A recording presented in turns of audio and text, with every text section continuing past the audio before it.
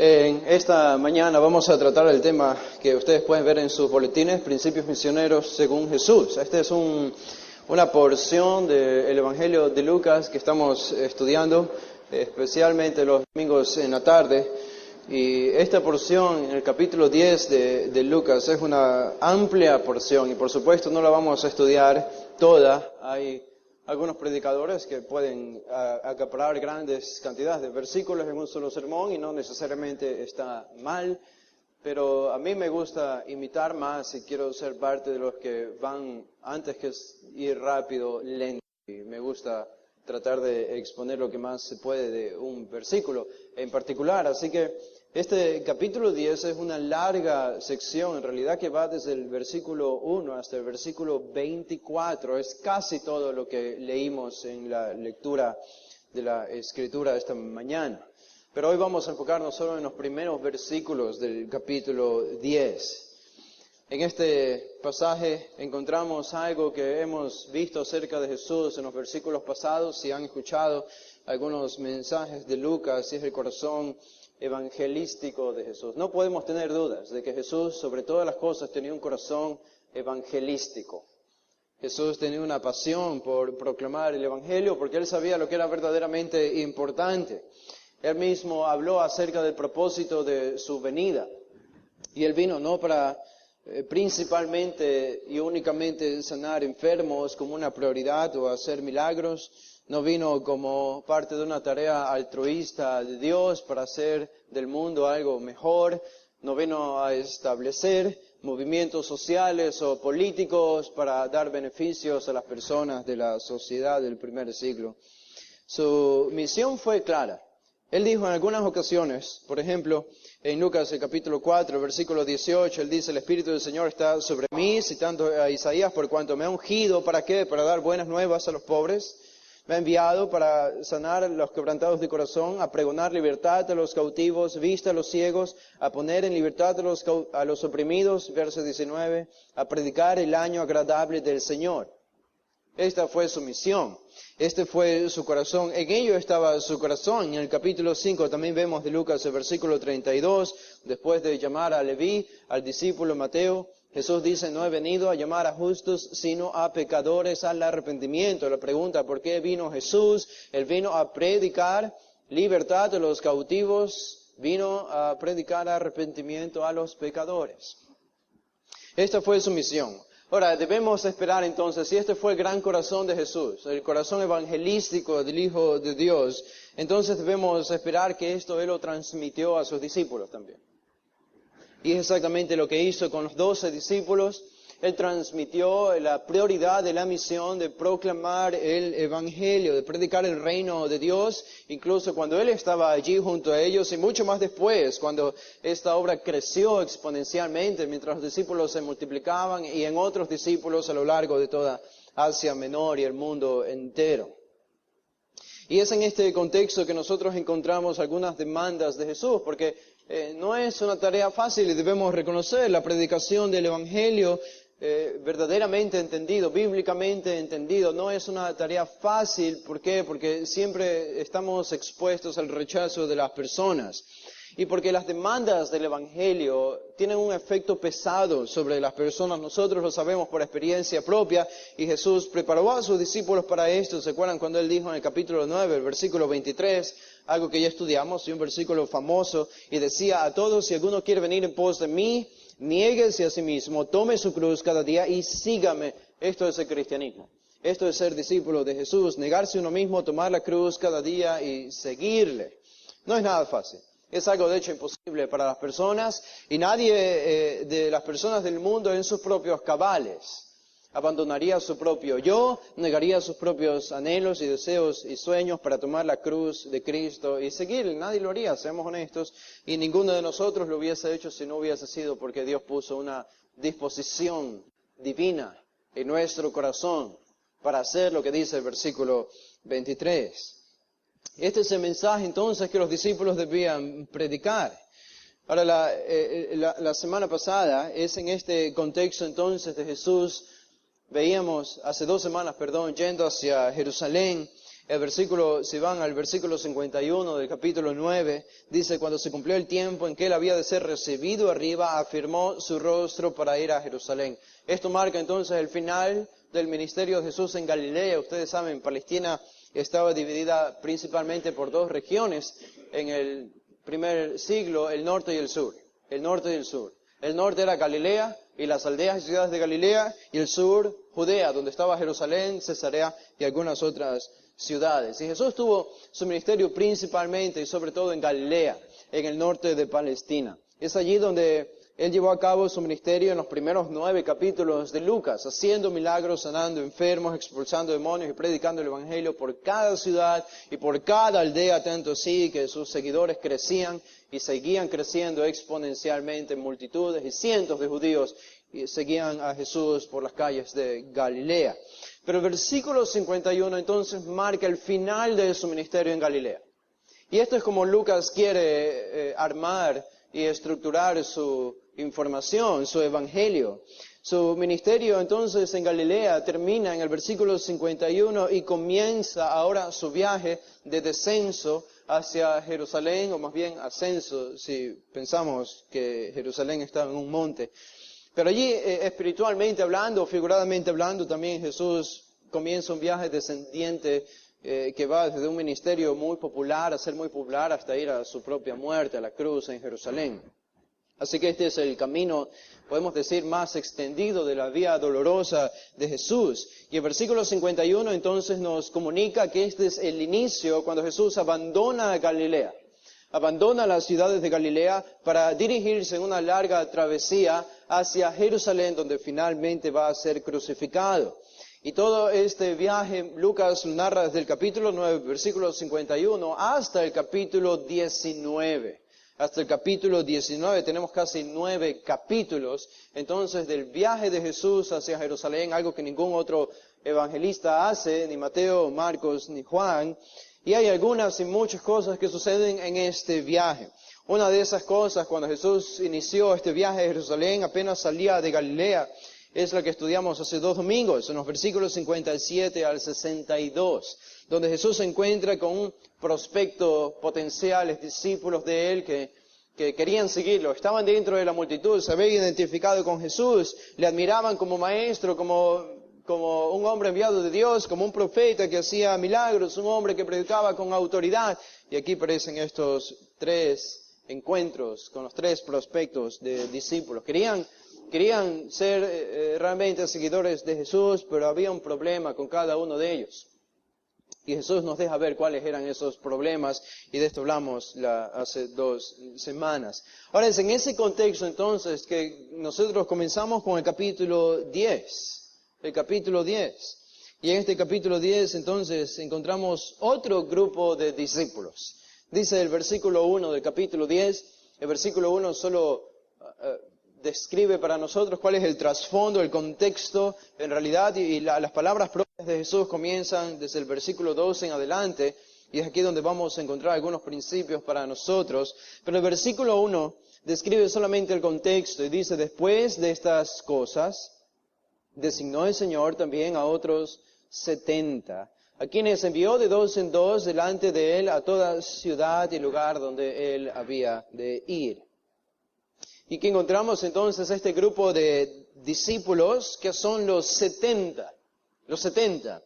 No sabemos nada acerca del trasfondo de los 70, aparte de conjeturas obvias y lógicas. Es que eran judíos, eran varones, eran hombres y estaban dentro de los seguidores de Jesús.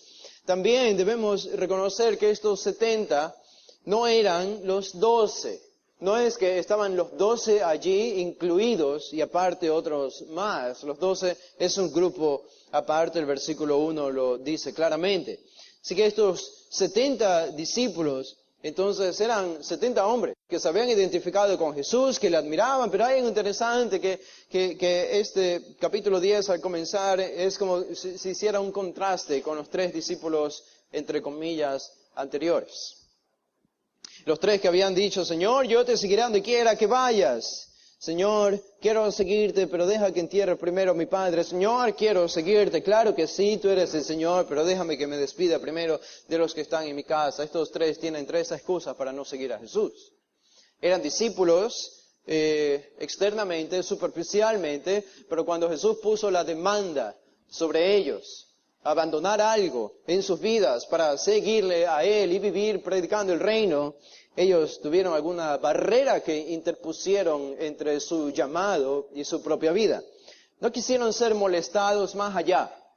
No quisieron recibir el desconfort de lo que significa seguir a Jesús, el abandono de recursos que implicaba para ellos en ese momento particular seguir a Jesús.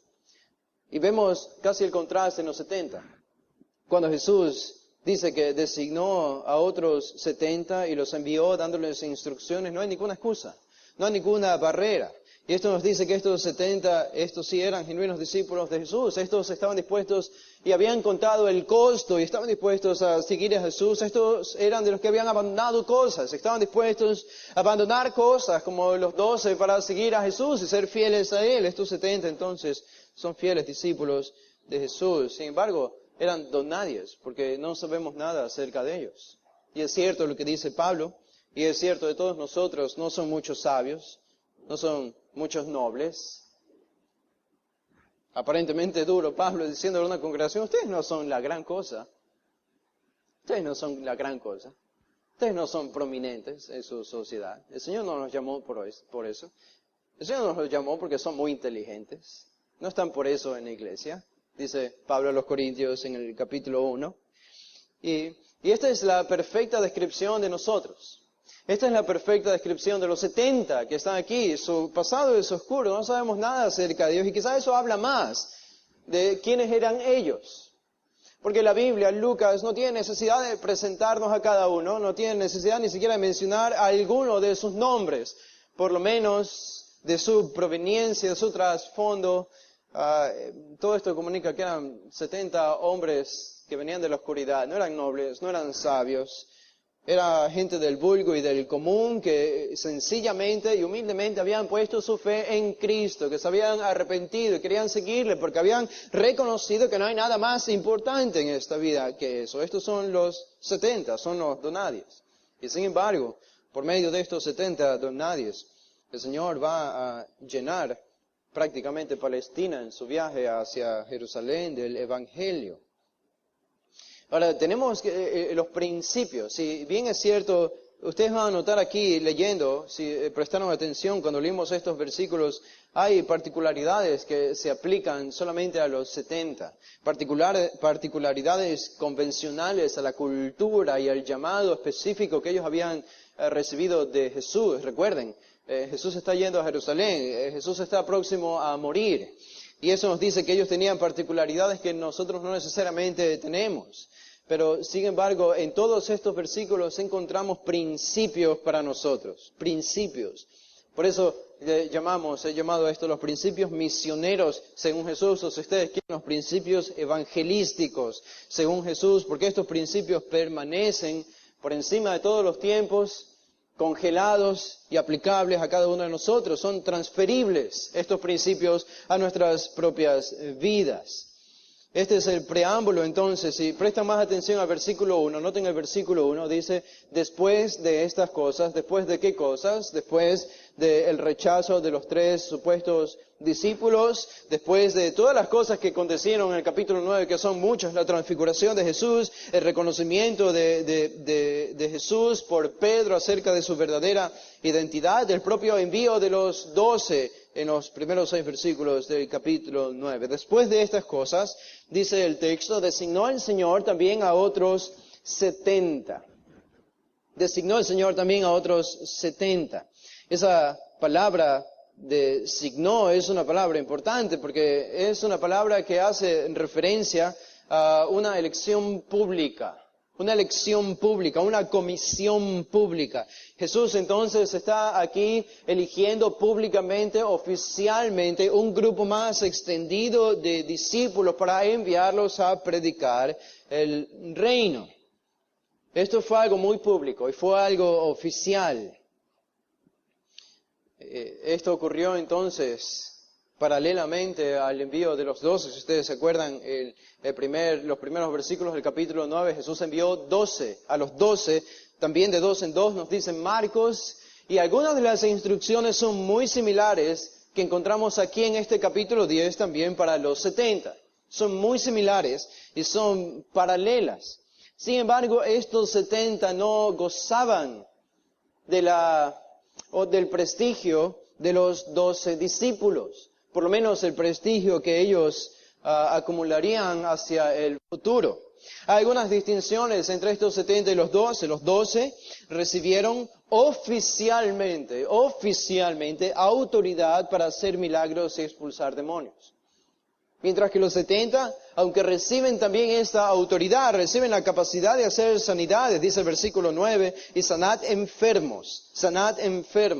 Era obvio que habían recibido esta autoridad y poder de Jesús también. Sin embargo, esto se comunica más bien de manera incidental y no oficial. Y otra cosa más que los diferencia los 70 de los 12, es que los 12 recibieron la autoridad de Jesús de hacer milagros y de predicar y proclamar el reino de Dios como algo que caracterizaba al apostolado de ellos.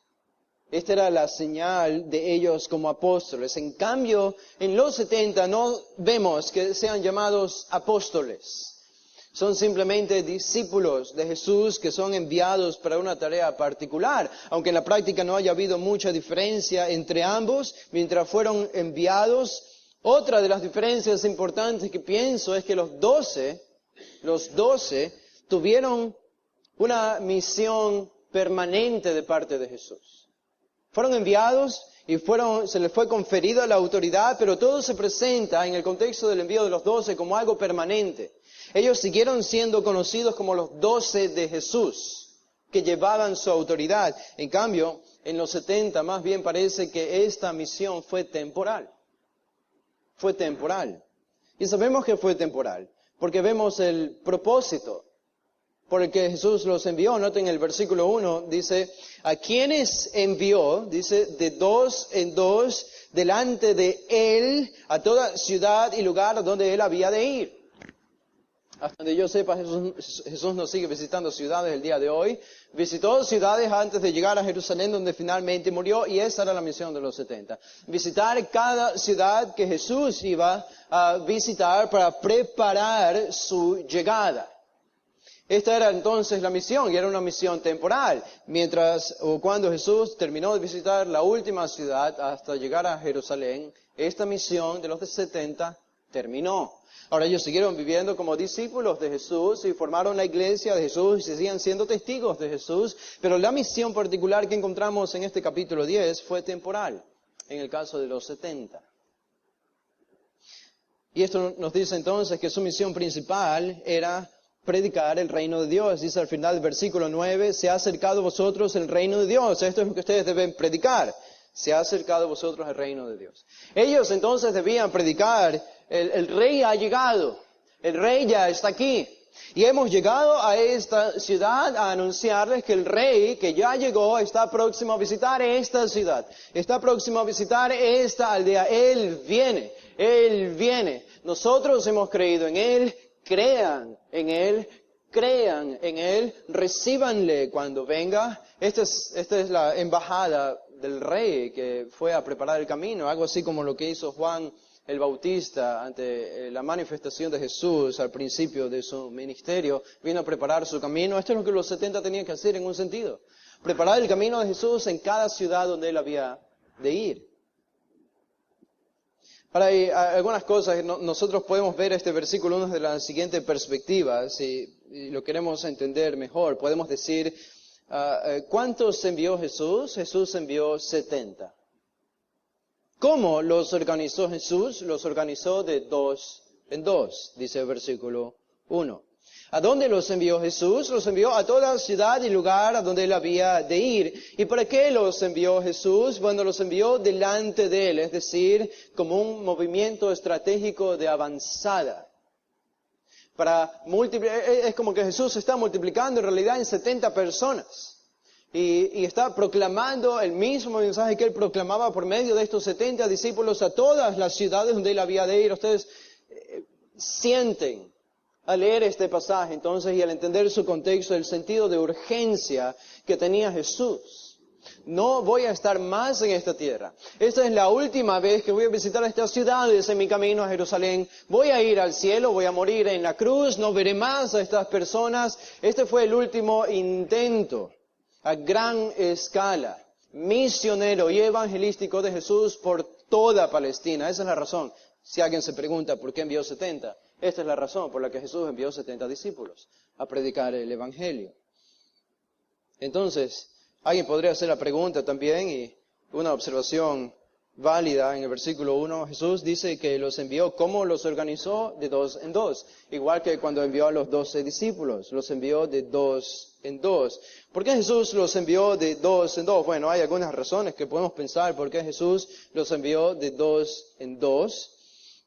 En el Antiguo Testamento tenemos un pasaje en Eclesiastés, la sabiduría del rey Salomón nos ayuda aquí. Pensamos que por lo menos es una de las razones por las que Jesús los envió de 2 en 2 en el capítulo 4 de Eclesiastés. El capítulo 4, versículo 9, dice: mejores son 2 que 1, porque tienen mejor paga de su trabajo, porque si cayeren el uno levantará a su compañero, pero hay del solo que cuando cayere no habrá segundo que lo levante. También si 2 durmieren juntos se calentarán mutuamente, mas ¿cómo se calentará uno solo? Y si alguno prevaleciere contra uno, 2 le resistirán, y cordón de 3 dobleces no se rompe pronto. Esta es la razón por la que Jesús los envió de 2 en 2. Era un apoyo mutuo, el uno apoyaba al otro. No vamos a pensar que estos 70 estaban carentes de desánimo, de rechazo, de sufrimiento, pero el otro siempre estaba allí para dar el soporte que necesitaba. Y como vimos también en el caso de los 12 discípulos, que Jesús envió de 2 en 2, hay quizá una razón más significativa por la cual Jesús hizo esto, no solo en la práctica para apoyarse mutuamente, sino, según Deuteronomio 19:15, todo asunto se decidirá por 2 o 3 testigos. Este es un principio muy arraigado en la cultura judía hasta el Nuevo Testamento.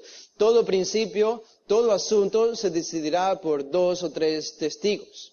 ¿Qué están haciendo estos discípulos entonces? Jesús está enviándolos en pares. Este es un grupo entonces son 35 pares de discípulos que Jesús envía a diferentes lugares, locaciones, 35 pares para dar testimonio de que el Rey ha venido, que está en Galilea y que se aproxima el Rey a la ciudad y que ellos están allí para anunciar la venida del Rey. Estos discípulos habrían dicho entonces a los judíos y a estas poblaciones: crean en Jesús como nosotros hemos creído en Jesús. Pongan su fe en Él. Arrepiéntanse de sus pecados, reconozcan su maldad, porque el Rey ha llegado y Él viene a traer perdón. Yo he experimentado el perdón, tú puedes experimentarlo también. El Rey viene, tienes que arrepentirte. Este era el llamado de los 70. Este fue su predicación, esta fue su misión, este fue el esfuerzo evangelístico de Jesús. Y esta es nuestra responsabilidad también. Por eso decimos, este es un pasaje, aunque muy particular de la cultura judía, por los elementos que encontramos, es muy transferible a nuestra propia vida, porque ¿para qué estamos en este mundo si no es para proclamar el mensaje de salvación, para evangelizar a otros? Y quizá esto nos puede dar la correcta perspectiva y podemos comenzar a analizar este pasaje haciéndonos la pregunta: ¿cuándo fue la última vez que evangelicé a alguien? ¿Cuándo fue la última vez que sentí compasión por alguien que se pierde en el infierno? ¿Cuándo fue la última vez que oré por alguien que se pierde en el infierno? Nosotros como cristianos tenemos este llamado primordial y aún así somos tan propensos a olvidar cuál es nuestro llamado primordial, que es la evangelización. Queremos ser como otras naciones han sido en el pasado y en la historia del cristianismo, que han sido caracterizadas por enviar misioneros, por el celo evangelístico y han quedado en los registros de la historia por esa misma razón, no por su preeminencia, no por su opulencia económica y de recursos, sino por la pasión en proclamar el Evangelio. Hay algunos principios que vamos a encontrar aquí para nuestra propia vida, para aplicarlas. Y vamos a verlas desde el versículo 2. Noten el versículo 2. Aquí vamos a encontrar la primera. Y en el versículo 2, encontramos dos principios. Dice el versículo 2, y les decía Jesús, la mies a la verdad es mucha, mas los obreros pocos. Por tanto, rogad al Señor de la mies que envíe obreros a su mies. Y el primer principio que encontramos aquí, en la primera parte del versículo 2, es el principio de la compasión. La compasión. No podemos ni siquiera pensar e evangelizar si no tenemos compasión.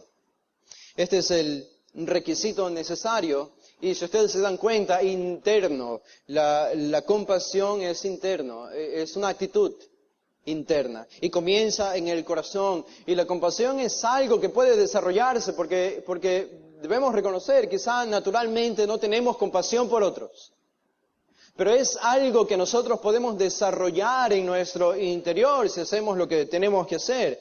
En este versículo 2 encontramos la compasión del Maestro, la compasión de Jesús, y este es un principio evangelístico, misionero para todos nosotros. ¿Dónde vemos esto? Bueno, Jesús vio la mies, la cosecha, y Él dijo, a la verdad es mucha la mies, pero los obreros son pocos. Debemos definir qué quiere decir aquí Jesús con mies, pero antes, noten lo que dice Mateo 9, porque Mateo 9 se repiten las mismas palabras, pero Mateo nos da un poco más de contexto y nos dice de Mateo, ¿por qué Jesús dijo esto? ¿Por qué Jesús dijo la mies es mucha y los obreros pocos? ¿Qué es lo que vio Jesús que tú y yo necesitamos ver para pensar como Él y sentir como Él? En Mateo 9, el versículo 37, dice entonces, dijo Jesús a sus discípulos, a la verdad la mies es mucha, mas los obreros pocos. Rogad pues al Señor de la mies que envíe obreros a su mies. Exactamente las mismas palabras que vemos en Lucas. Pero noten el versículo 35. El verso 35 nos da el trasfondo de esto. ¿Por qué Jesús dijo lo que dijo? Recorría Jesús todas las ciudades y aldeas, enseñando en las sinagogas de ellos y predicando el evangelio del reino y sanando toda enfermedad y toda dolencia en el pueblo. Y, verso 36, al ver las multitudes, tuvo compasión de ellas. ¿Por qué? Porque estaban desamparadas y dispersas como ovejas que no tienen pastor. Si ustedes se dan cuenta, hay algo en los ojos de Jesús al ver estas multitudes. Porque todos podemos ver multitudes todos los días. Y sin embargo no sentir lo que Jesús sintió cuando vio esas multitudes. Y no pensar lo que Jesús pensó cuando vio esas multitudes. ¿Cuántas veces vemos en la calle personas que no son salvas, pero no sentimos la compasión que Jesús sentía? Sin embargo, Él, cuando vio las multitudes, tuvo compasión. Tuvo compasión de ellas. Esta palabra, compasión, hace referencia a un sentimiento fuerte, interno. Incluso creo que hace una referencia al estómago, algo que uno siente internamente en el estómago, como un ligero dolor o algo que viene como una respuesta a una fuerte emoción. Jesús tuvo una fuerte emoción al ver a las multitudes. Él no veía a las multitudes egoístamente. Él no veía a las multitudes materialmente. Él veía a las multitudes espiritualmente. Y eso significa entonces que tuvo compasión de ellas. Es lo que caracterizó a Jesús en su ministerio. Lo hemos mencionado antes. En Mateo 14, la Biblia se encarga de registrar esto bien en nuestras mentes. En Mateo 14, y saliendo Jesús vio una gran multitud y tuvo compasión de ellos y sanó a los que de ellos estaban enfermos. Jesús tenía compasión de las personas. En el capítulo 15, versículo 32, dice Jesús, llamando a sus discípulos, dijo, tengo compasión de la gente. En el capítulo 18, versículo 27, en la parábola de los dos deudores, él se compara a Dios mismo con alguien misericordioso. Dice en el versículo 27, el Señor de aquel siervo, movido a misericordia, le soltó y le perdonó la deuda. Esta es una figura de Dios y de Jesús mismo. En el capítulo 20, el versículo 34 de Mateo, dice, entonces Jesús, compadecido, les tocó los ojos y enseguida recibieron la vista y le siguieron. Y por último, en nuestro texto, no nuestro texto, pero nuestro evangelio, en Mateo 7, el versículo 13, también dice, Lucas 7, 13, dice, cuando el Señor la vio, esta es a la viuda de Naín, que estaba sin esposo y había perdido su hijo, a su único amado. Cuando el Señor la vio, que iba en el funeral a enterrar a su único hijo y no le quedaba nada, Jesús se compadeció de ella y le dijo, no llores. Y suministró su necesidad. Jesús entonces fue alguien que fue caracterizado por la compasión en el ministerio. Esto fue lo que le movió a predicar como predicó, a hacer milagros y sanidades como los hizo con el poder que tenía.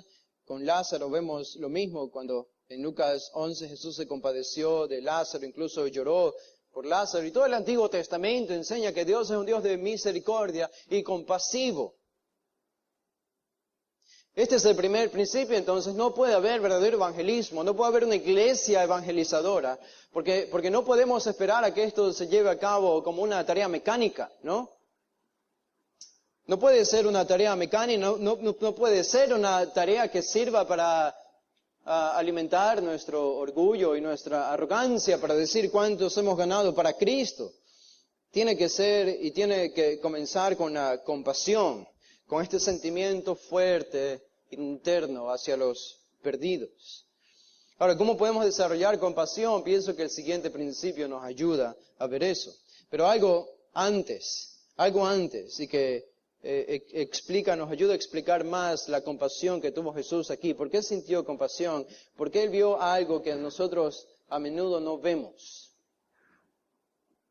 Él dice en el versículo 2, la mies a la verdad es mucha. Y la pregunta que tenemos que hacer aquí es, ¿a qué hace referencia Jesús con la mies o la cosecha? ¿A qué hace referencia? Creo que lo primero que viene a nuestra mente, hay un versículo en Juan 4 cuando Jesús habla de los campos blancos, un término utilizado por misiones o misioneros el día de hoy, es decir, personas en Cristo, donde hay probablemente una gran cosecha para ganar a muchas personas para Cristo, una gran cosecha para el Señor. Y sin embargo, ese no es el sentido en el que Jesús está utilizando la palabra mies o la palabra cosecha en este versículo 2. De hecho, es todo lo contrario a eso. En Joel, en el Antiguo Testamento, el profeta Joel, ustedes si están algo familiarizados con su mensaje, él predicó un mensaje de juicio y él dice en Joel, el capítulo 3 de Joel, capítulo 3 de Joel. Joel está antes de Amós, si alguien lo está buscando y piensa encontrarlo para esta mañana. El versículo 12 dice, Joel 3:12, noten lo que dice. Aparece la palabra mies aquí. Despiértense las naciones y suban al valle de Josafat, porque allí me sentaré para juzgar a todas las naciones de alrededor. Ustedes ya saben el contexto, juicio. Dios va a juzgar a las naciones. Noten el versículo 13, echad la hoz, la herramienta para segar, para cosechar. Echad la hoz, porque la mies está ya madura. Venid, descended, porque el lagar está lleno, rebosan las cubas, porque mucha es la maldad de ellos. La cosecha está lista, dice el Señor, por medio del profeta Joel, no para salvar, sino para destruir. Para destruir. Este es un mensaje de juicio. El versículo 14 dice, muchos pueblos en el valle de la decisión, porque cercano está el día de Jehová. En el valle de la decisión, el sol y la luna se oscurecerán y las estrellas retraerán su resplandor. La mies, entonces, aquí es una referencia al juicio de Dios. La cosecha, la hoz que se lanza sobre la tierra para cosechar, la mies es una referencia al juicio de Dios que cae sobre la tierra para destruir a los impíos. En el Nuevo Testamento tenemos otra referencia en Mateo 13, más cerca a la nuestra de Lucas. En Mateo 13, el versículo 30, también encontramos lo mismo. Dice Mateo 13, 30, dejad crecer, dice Jesús, juntamente lo uno y lo otro hasta la siega. Y al tiempo de la siega yo diré a los segadores, recoged primero la cizaña y atadla en manojos para quemarla, pero recoged el trigo en mi granero. Otra vez la idea de la siega de una mies, una cosecha, para quemarla, para destruirla. Y el versículo 39 nos explica Jesús esta parábola. ¿Qué significa todo esto? Dice el versículo 39, el enemigo que la sembró es el diablo, la siega, ¿qué es la siega? Dice, es el fin del siglo y los segadores son los ángeles. La idea entonces es aquí de juicio. Apocalipsis 14:14, pueden revisarlo más tarde, también hace referencia a la mies, pero como una referencia de una cosecha en el sentido de juicio de Dios que cae sobre la tierra. Entonces, regresando a Lucas 10:2, cuando Jesús dice la mies, la verdad es mucha, no está diciendo que hay muchos corazones que van a creer en Él. Hay mucha cosecha para mí. No. Está diciendo todo lo contrario. La mies o cosecha está asociada con la ira de Dios. Hay muchos no creyentes aquí. Hay muchos que están sujetos al juicio de Dios. Es mucha la siega. Hay muchas personas bajo la ira de Dios. Y a la luz de esta terrible realidad que Jesús ve entonces el juicio venidero de todas estas muchedumbres judías en cada ciudad que él iba a visitar, entonces él se inflama en su corazón de compasión. Y envía a estos 70 misioneros, a estos 70 evangelistas. Y ustedes notan entonces cómo todo comienza con la compasión. Y el contraste es claro. En el versículo 2, la mies, la verdad, es mucha, más los obreros pocos. Este es el problema, que los obreros son pocos. Esto puede ser por designación divina, esto también puede ser por rehuir de las responsabilidades de proclamar el Evangelio, pero la realidad es que los obreros son pocos, no solo en el tiempo de Jesús, siempre ha sido así. El día de hoy los obreros son pocos que están dispuestos a ir a proclamar el Evangelio. Esto hace que los mensajes psicológicos que escuchamos en las iglesias sean repugnantes para nosotros. Porque a la luz de lo que Jesús está diciendo aquí, la mies es mucha. La ira va a venir de Dios sobre muchas almas en este lugar. Y eso lo llenó de compasión. Y ustedes comparan a eso con un predicador diciendo, ven a la salvación para librarte de tu estrés. Ven a la salvación para liberarte de tus problemas, de tus congojas y de tus circunstancias difíciles. Y a la luz de todo esto, entonces, se nos hace repugnante escuchar este tipo de mensaje, porque si hemos de tener ese tipo de mensaje, no genera compasión. Si las personas solo necesitan ser salvas de su estrés y de sus problemas temporales, no debo molestarme mucho entonces para predicarles un mensaje de salvación. Con algún consejo se solucionará el problema. Pero el problema, como lo avisó Jesús, es mucho más serio, es la perdición, es el alma en un infierno eterno. Y él sintió compasión al meditar en esa realidad. ¿Qué debo hacer yo? ¿Qué debes hacer tú para desarrollar esta compasión cuando veas a otras personas?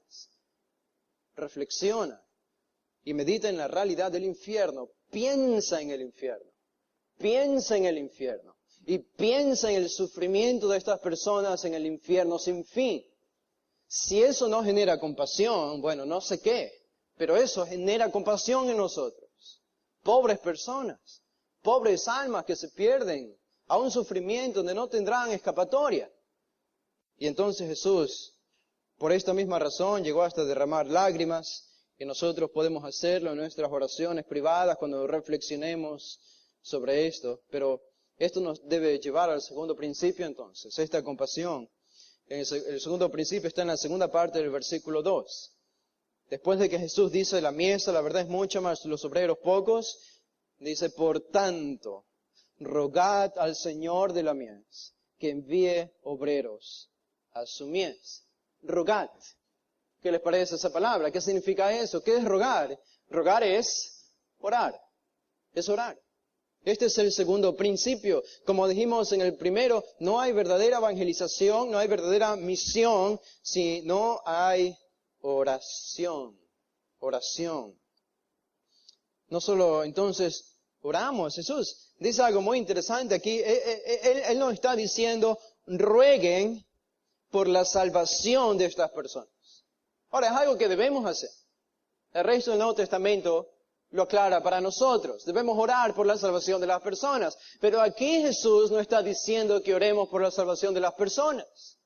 Jesús dice que oremos por los que van a ser usados para la salvación de esas personas. Es decir, que oremos por los obreros que son enviados para predicar salvación a esas personas. Y ustedes se dan cuenta entonces cómo Jesús nos involucra en toda esta estructura de esfuerzo misionero y evangelístico.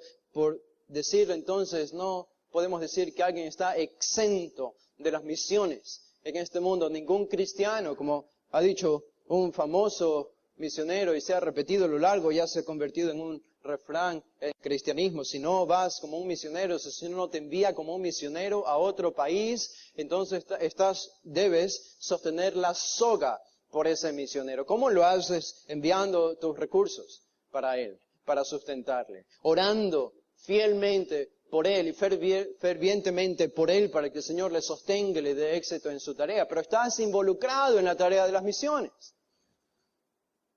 Jesús dice entonces, rogad al Señor de la mies que envíe obreros a su mies.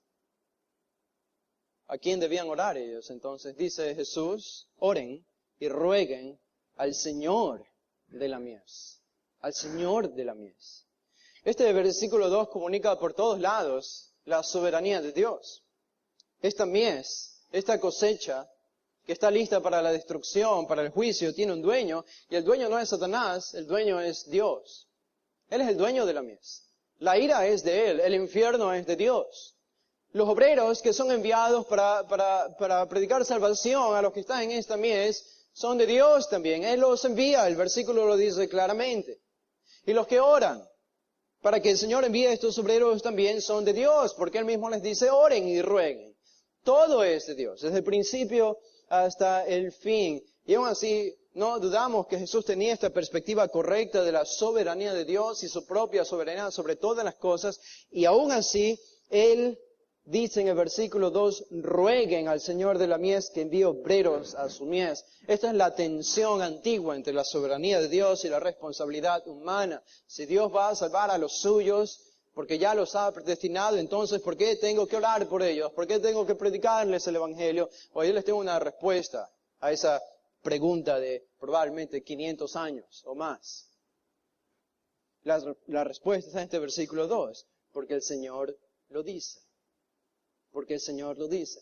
No necesito entender esta tensión, no necesito descifrar esta tensión, necesito obedecer lo que el Señor dice. ¿Por qué debemos orar por obreros? ¿Por qué no orar simplemente por la salvación de una vez de esas personas? ¿Por qué todo el proceso? La respuesta es simple, porque el Señor lo dice. Y quizá hay otra razón importante por qué el Señor hace esto.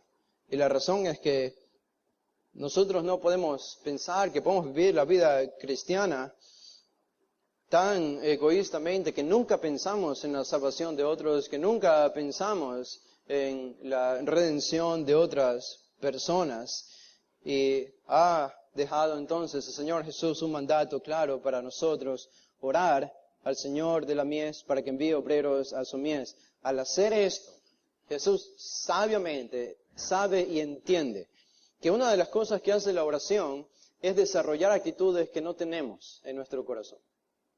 Por eso se aconseja, si tú sientes odio hacia otra persona y sabes que debes amarla, pero tienes ese odio en tu corazón hacia esa persona, no vas a deshacerte de ese odio y vas a desarrollar amor de la nada. Tienes que comenzar a orar por esa persona. Y cuando comienzas a orar por esa persona, entonces el Señor comienza a llenarte poco a poco de actitudes de amor hacia esa persona y el odio comienza a desaparecer. La oración entonces tiene este efecto no solamente para hacer lo que le pedimos a Dios y para que Él lo haga, sino que es un efecto en nosotros mismos.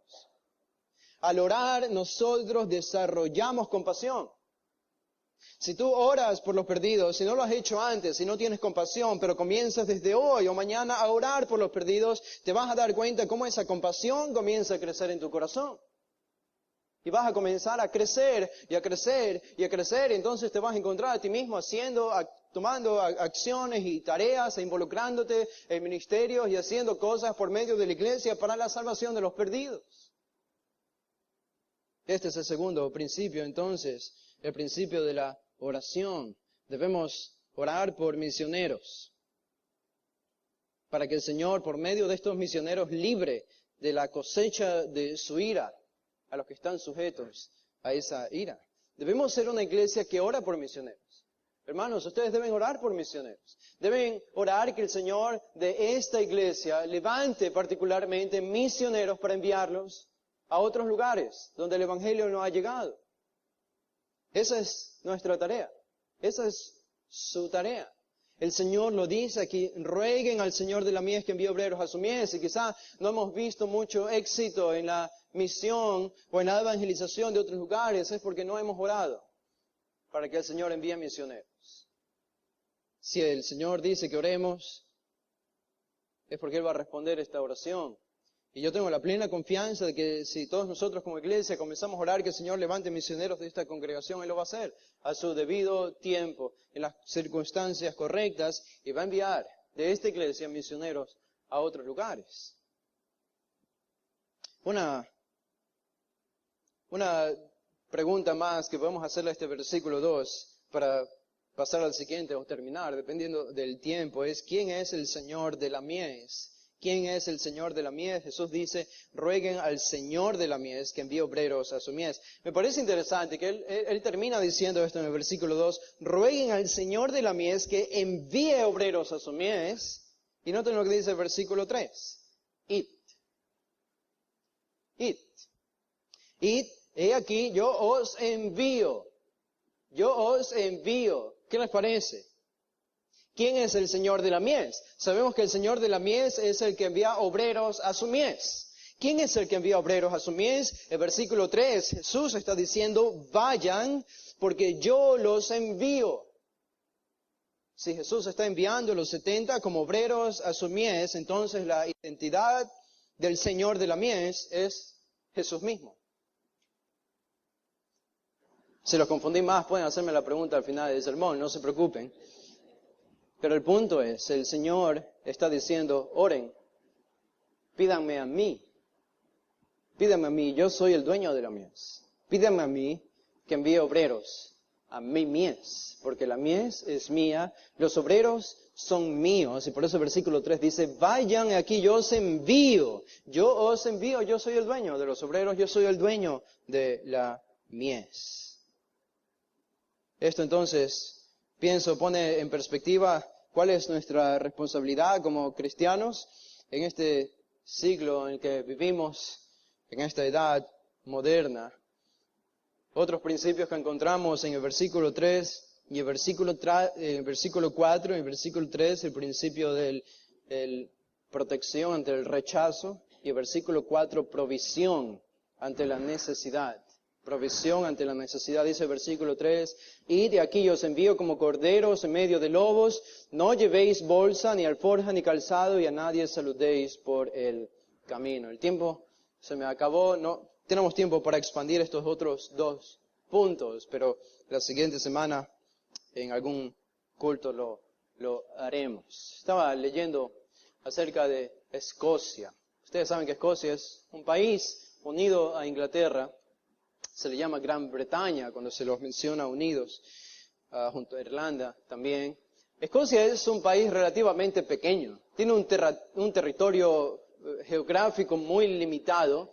No es ninguna nación prominente. No se ha conocido de Escocia por ser alguna potencia mundial nunca en el pasado. Al contrario, ha sido más bien una nación relativamente oscura. Y sin embargo, en los siglos XVIII y XIX, se volvió un dicho también entre los cristianos hasta ahora, que a pesar de que Escocia no es más grande que ninguna de los estados de Norteamérica en territorio, y no es significativa en otros avances, sin embargo, en estos dos siglos, XVIII y XIX, los cristianos decían, y uno en particular llegó a decir, un misionero llegó a decir, de un país como Escocia, tan limitado regionalmente y en recursos, el Señor ha llenado el mundo con su evangelio. Y si ustedes leen lo que sucedió en Escocia en los siglos XVIII y XIX, se van a dar cuenta de esto. ¿Cuántos misioneros? Podríamos mencionarlos por nombres, y son muchos. Y del carácter y de la fidelidad solo como ellos, y no más, que el Señor levantó desde una ciudad, varias ciudades oscuras y un país oscuro como Escocia, para ir a China, para ir al África, para ir a gentes y tribus que no tenían ningún tipo de educación, misioneros que dieron sus vidas. De Escocia, cientos salieron para llenar al mundo del Evangelio. Y podemos pensar, en realidad, hasta podemos llegar a decir, el movimiento misionero como hoy se lo conoce, y todos los movimientos misioneros que fueron producidos después de estos dos siglos, fueron gracias al gran modelo y ejemplo de Escocia y de los misioneros escoceses. Nosotros pensamos, ¿qué es Ecuador en Latinoamérica? Es apenas un punto en el continente. Y sin embargo, el Señor de un país tan oscuro, de una ciudad tan oscura en comparación al mundo como Ecuador o como Guayaquil, puede, porque lo ha hecho antes, levantar misioneros para ir a otros lugares y proclamar el Evangelio. Pero todo debe comenzar con nosotros. Todo debe comenzar en el seno de la iglesia si entendemos nuestra prioridad y urgencia de evangelizar. Y evangelizar iniciando con estos dos principios, la compasión y la oración.